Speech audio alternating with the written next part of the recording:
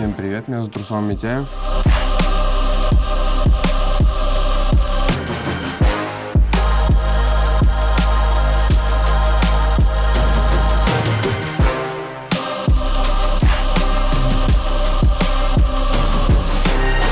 Тайским боксом занимаюсь 12 лет. Ja Ruslan eelmisel D-liigil võitis siis 8 mehe turniiri, et keskpäraseks saavutuseks seda kindlasti nimetada ei saa. Märkimisväärne saavutus, olles kõigest ise 18-aastane. Я узнал, да, и подумал, это последняя награда, которую я могу тут забрать еще от лиги. Так что выжмем по максимуму из себя и заберем пояс. Võttes arvesse siis Ruslan Mitjajevi saavutusi ja Ruslani vastase saavutusi, siis VBC ja kuna see vöö selles kaalukategoorias oli vaba, siis ma tegin selle ettepaneku ja mõlemad mehed sobisid neile ja nii sai isegi kokku lepitud. Да, всем отличается. 3 раунда от 5 очень сильно отличается в плане выносливости. Всегда надо подгадать свою выносливость, и поэтому мы делаем намного больше подходов, намного больше всяких ускорений, которые готовим, короче, все под 5 раундов, можно так сказать.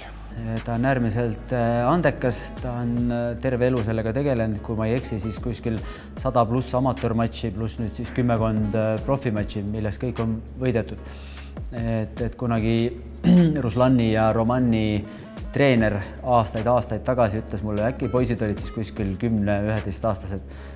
Tema, tead Kevin, et mina täna ei viitsi üldse profisportlastega tegeleda, et mul on ühed kaksikud, et pane tähele, et nendest tuleb midagi ägedat. Ja nüüd ongi need kaksikud saanud siis juba täisealisteks ja teevadki профимaailmas nüüd oma esimesi tegusid. Ну, конечно, ощущаю, всегда хочется порадовать своих людей, своих поклонников, которые приходят поболеть за меня. Давление есть, но всегда как-то я с ним справляюсь. Наверное, помогает чем-то отвлекаться всегда. Вообще не люблю проигрывать, нет такой привычки в принципе. Но если что-то пошло не так, надо всегда принять, все же по воле Всевышнего всегда, поэтому надо принять этот факт, если что-то не получится. VBC vöö on тайбокsis tugev argument ja see annab sportlase karjäärile kindlasti palju juurde. Ja. Для меня это будет значить, что, скорее всего, в Эстонии делать тут уже нечего. И, возможно, я сделаю фотку в Инстаграм, скажу, что я все забрал и уеду куда-нибудь в другую страну. Например, Голландию, очень хорошая школа там кикбоксинга вообще, в принципе. Kui külm ära ei võta, siis jõuab täpselt nii kaugele, kui ta ise tahab jõuda. Ta on veel noor mees, peab jah oma nii-öelda tähelendu natuke ettevaatlikult suhtuma, et ei läheks liialt suure hurraaga peale. Aga selle jaoks on tal ka väga küps treener, kes seisab selle eest, et ta liiguks ikkagi step by step. Понятное дело, я изучу его, посмотрю какие-то фрагменты боя, но не буду смотреть его каждые бои, потому что это немного на самом деле подгруживает, в принципе.